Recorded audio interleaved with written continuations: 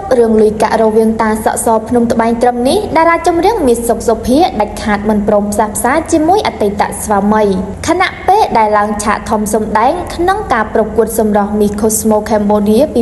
2025 កាលពីពេលថ្មីនេះតារាចម្រៀងមាសសុកសុភាមើលទៅហាក់មានអារម្មណ៍ស្រស់ថ្លានិងសប្បាយរីករាយហើយនាងថែមទាំងបានអះអាងថាដាច់ខាតមិនផ្សះផ្សាជាមួយអតីតស្វាមីខ្លួនខណៈពេលដែលសំបញ្ចប់រឿងតាសក់សនៅភ្នំត្បែង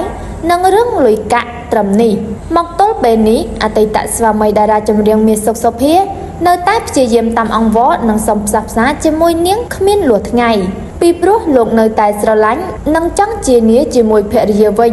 តែមើលទៅមាសសុកសុភាហាក់មិនចាប់អារម្មណ៍ឬចង់ផ្សះផ្សាចំណងស្នេហ៍ចាស់ជាមួយអតីតស្វាមីរបស់ខ្លួនឡើយផ្ទុយទៅវិញនាងបែរជានិយាយថារឿងវាចប់ហើយសូមបញ្ចប់ត្រឹមនេះតារាចម្រៀងមាសសុកសុភាសូមបញ្ចប់រឿងរ៉ាវទាំងអស់ត្រឹមនេះទាំងរឿងតាសក់សភ្នំត្បែងទាំងរឿងលុយនិងអតីតស្វាមីរបស់ខ្លួន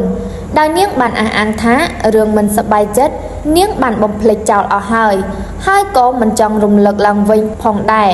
ដាច់ខាតនាងមិនព្រមផ្សះផ្សាឬត្រូវគ្នាជាមួយអតីតស្វាមីរបស់ខ្លួន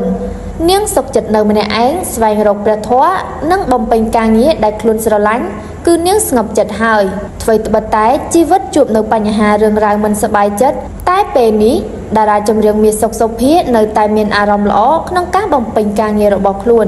ជាក់ស្ដែងថ្មីនេះនាងទទួលបានការងារសម្ដែងជាច្រើនទាំងការងារនៅទីក្រុងនិងតាមខេត្តនានាជាក់ស្ដែងថ្មីនេះនាងបានលេចមុខក្នុងការសម្ដែងក្នុងការប្រកួតបវរកញ្ញា Miss Cosmo Cambodia ឆ្នាំ